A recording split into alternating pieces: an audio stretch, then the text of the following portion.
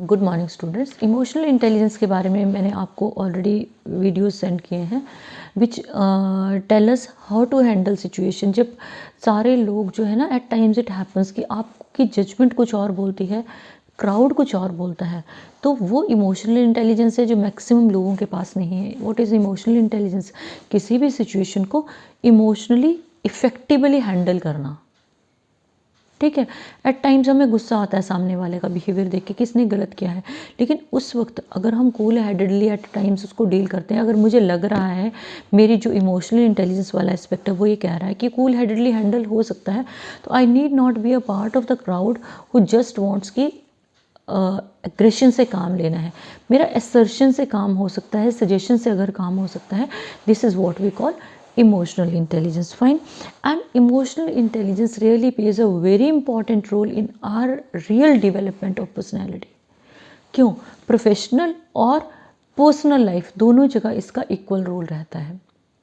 ठीक है, personal life में लार्ज नंबर ऑफ टाइम्स क्या होता है कि in fit of anger we say such words और we behave in such a weird way कि सामने वाले को लगता है कि नहीं, इससे बात नहीं करनी है, या ये इंसान दूसरे को हर्ट करता है।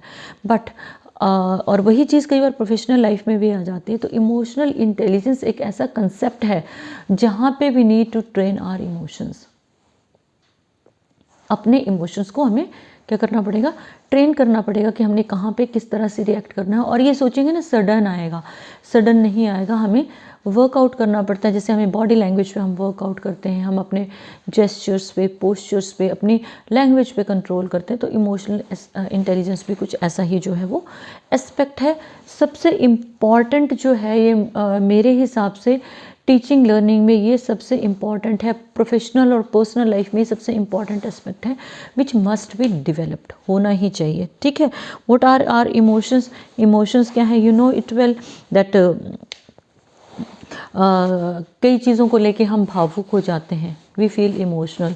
तरह तरह के इमोशंस होते हैं, वो नेगेटिव होते हैं, पॉजिटिव होते हैं, लेकिन हमें इमोशंस को मैनेज करना आना चाहिए, तभी उन चीज़ों को हम लोग जो है वो लाइफ में कई चीज़ों को हम एडजस्टमेंट दे पाते हैं। If we talk about emotion, क्या है? Emotion is a complex psychological state जिसमें 3 कंपोनेंट्स रहेंगे। एक सब्जेक्टिव है, एक फिजियोलॉजिकल है और एक बिहेवियरल या what we call expressive response है। ठीक है, जैसे आपने कई बार देखा होगा कि एग्ज़ाम से एक रात पहले कई लोगों को क्या होता है? एंग्जाइटी। ठीक है ना, रेस्टलेसनेस होगी, नींद नहीं आएगी, पैल्पिटेशन शुरू हो जाएगी, हार्ट बीट बढ़ जाएगी, पल्स बढ़ जाएगी, डर लगना शुरू हो जाएगा, एग्ज़ाम में जाते जाते पसीने छूटने शुरू हो जाते हैं। दीज आर कॉल्ड एंग्जाइटी की वजह से सारी चीज़ें होती हैं। लेकिन अगर फीलिंग ऑफ लव है, कंपैशन है, तो क्या होगा? पॉजिटिव इमोशंस है ना, तो रिजल्ट पॉजिटिव आएगा। नेगेटिव इमोशंस है तो रिजल्ट नेगेटिव होगा, अपने लिए भी दूसरों के लिए भी। पॉजिटिव इमोशंस में क्या है? Affection, love, care, altruism. Altruism, what is it? It is selflessness and generosity towards others. Selfless way में बिल्कुल व्हाट वी कॉल बिना किसी से कुछ एक्सपेक्ट किए हम काम कर रहे हैं, दैट इज़ कॉल्ड एल्ट्रुइज्म। ठीक है, generosity is there, then our affection is there, enthusiasm there is there, gratitude, attitude of gratitude में large number of times I have discussed with you कि हर चीज़ के लिए we must thank from the core of heart। ऊपर वाले को thanks करना है, भगवान को थैंक्स करना है, या जो हमारी लाइफ में लोग हमसे एसोसिएटेड हैं, चाहे वो छोटे से छोटा काम हमारे लिए कर रहे हैं, एक वर्ड रखना है हमेशा, always use thank you from the core of heart होना चाहिए। क्योंकि देखो, शुरू में हम बोलना शुरू करते हैं, फिर वो दिल से अपने आप ही निकलना शुरू हो जाता है। उसके बाद happiness, pleasure, enjoyment, then love, compassion and all these things, ये सारी हमारी mental states हैं which are very very positive। ये सारी की सारी पॉजिटिव हैं। ठीक है, लेकिन अगर हम नेगेटिव इमोशंस की बात करें, एंगर इज़ देयर, गुस्सा आता है, वी फील लाइक कि अब तो कुछ छोड़ना नहीं है। ठीक है ना, it is hostile response towards others. कई बार हॉस्टाइल रिस्पॉन्स टुवर्ड्स अस भी होता है कि अगर हम गुस्से में अपना कोई नुकसान करते हैं, किसी दूसरे का नुकसान करते हैं, then there is boredom, we feel like getting bored. जैसे आप कोरोना का फेज चला हुआ है, we are just confined to our homes, some of the people, some of the students they feel like we are getting bored at home. You are given, अब इसको negative को positive में कैसे लेकर जाओगे? You are given 24 hours a day, earlier क्या था, आपके 8 घंटे आने जाने में, कॉलेज में सारा मैनेज करने में 8 से 10 घंटे लगते थे. Nowadays you can utilise those hours, you can take rest, you can utilize them for your hobbies, you can utilize those are for your own personality development, for your own communication skills. अपने आप को grow करो, growth तो अपने आप को flourish करो, ठीक है ना. तो बोर्डम आ गया नेगेटिव, एक आपका एक डिस्गस्ट आ गया, जब दूसरे के लिए हम एक बड़ा नेगेटिव सा फील रखते हैं, disgusted. Fear is there, exam आएंगे पता नहीं क्या होगा, है ना. जैसे अब आप लोगों के प्रपोज हैं एग्ज़ाम फरवरी में, यू नो इट वेल. तो एलिमेंट ऑफ फियर क्यों है, क्योंकि प्रेजेंट को यूटिलाइज नहीं कर रहे हो, ठीक है ना. कल के बारे में कंप्लेंट्स ज़्यादा हैं तो क्या है, element of fear is there. Then guilt is there. फिर एग्ज़ाम में रिजल्ट अच्छा नहीं आया तो फिर क्या होता है कि गिल्ट रहती है, यार पढ़ लिया होता तो अच्छा रहता. तो वो चीज़ों का सैडनेस इज़ देयर. इन सब चीज़ों का एक सॉल्यूशन है कि we must live in the present. आज का जो मूवमेंट है उसको यूटिलाइज़ करो, बेस्ट वे में यूटिलाइज़ करो. कल के लिए प्रिपरेशन रखो. अगर आप अपनी प्रेपरेशन कल के लिए बेस्ट पॉसिबल वे में रखोगे तो क्या होगा, कल आपका आज हो जाएगा, ठीक है. Everything would be utilise in the best possible way. तो जब हम लोग अपने एक एक चीज़ को मैनेज करना सीख रहे हैं, इमोशंस को मैनेज करना सीखेंगे, what is it is called emotional intelligence भी आप इसको बोल सकते हैं, ठीक है. या मैनेजमेंट ऑफ योर इमोशंस बोल सकते हो, डिपेंडिंग अपॉन यू आप किस तरह से इसको यूटिलाइज कर सकते हो. कुछ एक कंटेंट्स दे रखे हैं इमोशनल इंटेलिजेंस के. तो emotional intelligence what is it, it is ability to recognise, regulate and effectively communicate. 3 चीज़ें हैं, recognised, regulate and effective communication. 3 चीज़ों को इसमें यूज़ किया बताया गया है. और जो एक्चुअल में क्या है, 5 कंपोनेंट्स डिस्कस किए हैं, self awareness, self regulation, then motivation, empathy and social skills. Large number of things I have already discussed with you. Still इस चैप्टर में इंक्लूडेड है तो we will discuss them. Emotional intelligence में 5 chapters हैं, आपके 5 points हैं. I have discussed with you self awareness, self management, social awareness, then relationship management is there. Self awareness, when you know about yourself, what are your weaknesses, what are your strengths and how can you use them, ठीक है ना. What we feel is called self awareness. मुझे कब अच्छा लगता है, मुझे कब बुरा लगता है, या मैं किस हद तक नेगेटिव सोच सकती हूँ, या किस हद तक नेगेटिव जा सकती हूँ, या पॉजिटिव सोच सकती हूँ, डिपेंड्स ऑन मी, ठीक है. इसमें आएगी आपकी emotional self awareness, then acute self assessment और सेल्फ कॉन्फिडेंस. देखो, अगर emotionally you are self aware of your emotions, you know your emotions well, then you can accurately assess yourself. आपकी assessment सही रहेगी. जब आपकी असेसमेंट अपनी सही रहेगी तो सेल्फ कॉन्फिडेंस तो खुद ही आएगा ना, ठीक है. आप किसी पॉजिटिव इमोशन पे वर्कआउट कर रहे हो, आपको पता है आपकी सेल्फ असेसमेंट ये बोल रही है कि आपने इस इमोशन पे वर्कआउट किया है, रिजल्ट पॉजिटिव होगा. जब वो चीज़ आएगी तो क्या होगा, आपका कॉन्फिडेंस तो खुद ही बूस्टअप होगा, क्योंकि हम तो उस डायरेक्शन में ग्रो कर ही रहे हैं, हमने वो रास्ता ही वो लिया है. ओब्वियसली हम धीरे धीरे जो है वो चीज़ों को ठीक करते जाएंगे. उसके बाद है आपकी सेल्फ अवेयरनेस, के बाद है self management, how to manage our emotions. और इन डिफरेंट सिचुएशंस, देखो लाइफ में अच्छी भी आएंगी, बुरे भी आएंगी. इसमें emotional self control is very very important. किस तरह से अपने आप को, अपने इमोशंस को कंट्रोल करना है. ट्रांसपेरेंसी मैंने आपको हर बार बताया है, you need to be very very transparent with your family, towards your profession, जितनी ट्रांसपेरेंसी रिक्वायर्ड है. Adaptability, adjustment. आज बोलते हैं ना कि आज सपोज़ किसी रीज़न से घर में जो है वो राइस नहीं बन पाए तो कोई बात नहीं. Adaptability, what is it, you are adjusting. Adaptability job में भी रहती है, ठीक है ना. तो हम धीरे धीरे अडेप्ट होते जाते हैं, चीज़ों को एडजस्टमेंट देते हैं, अपने आप को एडजस्टमेंट देते हैं. Achievement really matters a lot. After that initiative taking and optimism. ये इंटर रिलेटेड चीज़ें हैं जो हमारी पर्सनैलिटी को रियल ग्रोथ देंगी. उसके बाद है social awareness, which means understanding other people, कि किस तरह से हम लोगों को, सोशल अवेयरनेस क्या है, समाज में हमारे क्या चल रहा है, वी मस्ट अंडरस्टैंड. एंड इसमें 3 कंपोनेंट हैं. Empathy, we must feel the pains, pangs, troubles of others, ठीक है.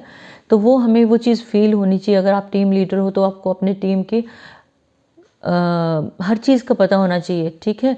उनके साथ किस तरह से डील होनी है, या वो डील होनी चाहिए जो आप अपने लिए एक्सपेक्ट करते हो. वो नहीं होनी चाहिए कि मैं अपने लिए ये एक्सपेक्ट नहीं करता या करती लेकिन मैं टीम मेंबर्स को ही डील दूंगा, तो वो क्या हो गया, वो गलत हो गया फिर. Organisational awareness is very very important along with service. ये तीनों चीज़ें इंटर रिलेटेड हैं। उसके बाद है आपके रिलेशनशिप मैनेजमेंट। इसके ऊपर हम लोगों ने पहले भी बहुत ज़्यादा डिस्कस किया है। अपने इमोशंस को हमने किस तरह से कंट्रोल करना है, रिलेशंस को मैनेज करना है। इंस्पिरेशनल लीडरशिप है, influence of this on our life, developing others, we must develop other people along with ourselves, change catalyst। अगर माहौल ख़राब हो रहा है then you should be the one who changes the जब सपोज़ कहीं झगड़े की बात हो रही है तो अगर आप उस चीज़ को कंट्रोल करते हो तो आप क्या हो गए, चेंज कैटलिस्ट हो गए। या किसी का मोरल लो जा रहा है, आप मोरल को हाई करते हो तो आप चेंज कैटलिस्ट हो गए।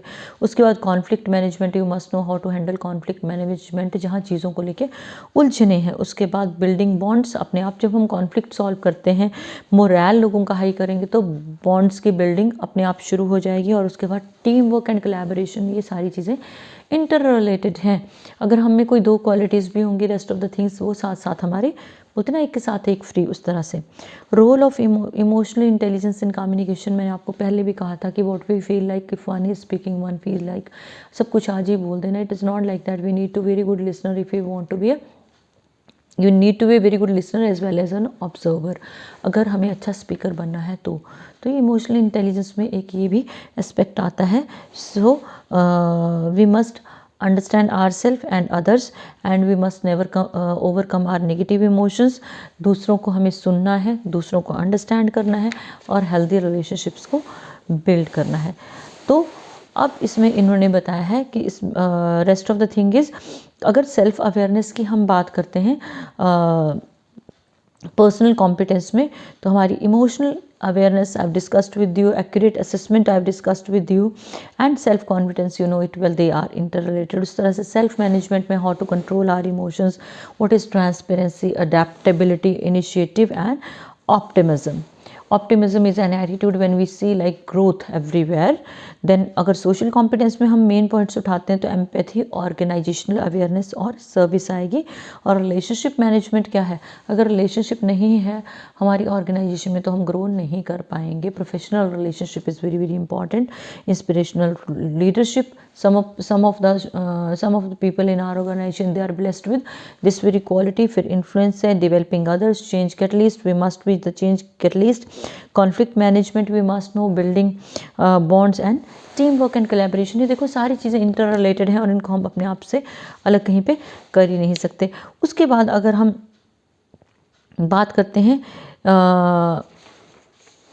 रिलेशनशिप मैनेजमेंट की, तो how can we manage relations, क्योंकि कई बार ऐसा होता है ना, suppose someone is trying to make someone else understand something, कोई किसी को कुछ समझाने की कोशिश कर रहा है। अगले इंसान का क्या एटीट्यूड होता है कि तुम्हें ज़्यादा पता नहीं है, मुझे ज़्यादा पता है। If we go with this very attitude means we are not good listeners, और अच्छे लिसनर नहीं हैं तो हमारे पास वो क्वालिटी तो आएगी ही नहीं जो बॉन्ड बिल्डिंग के लिए मस्ट है।